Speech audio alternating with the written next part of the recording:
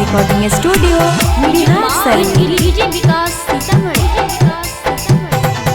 अजनब दिना रहलू मैया हमनी के बीच हो। नव दिना रहलू मैया हमनी के बीच हो। बेटा बाके अपन आज काहे छोड़ी जात बारू गंगा जी के बीच हो। अजनब दिना रहलू मैया हमनी के बीच हो। अजनब दिना रहलू मैया हमनी के बीच हो। डीजे विकास मटियार कला सीतामढ़ी।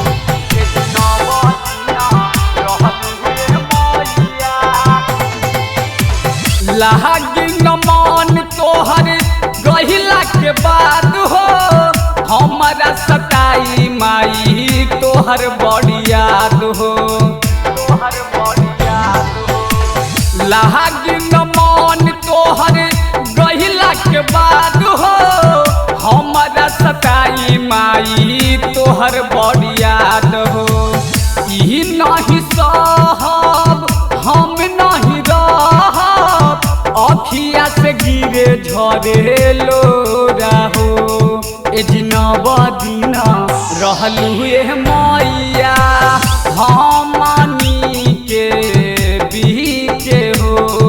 अजनब दिना रहलू मैया हमनी के बीच हो।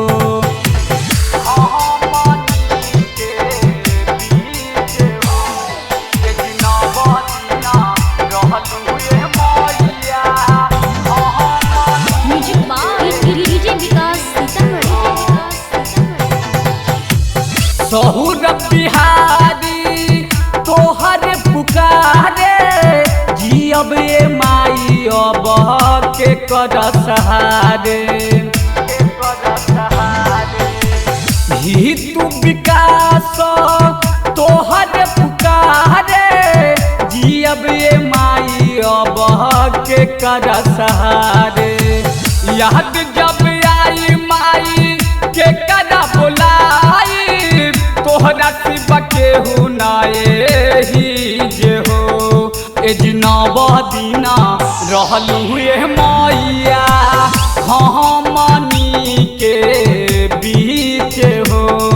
अजनब दिना रहलू माई हमनी के बीच हो। माँ शीतला रिकॉर्डिंग स्टूडियो बिहार शरीफ।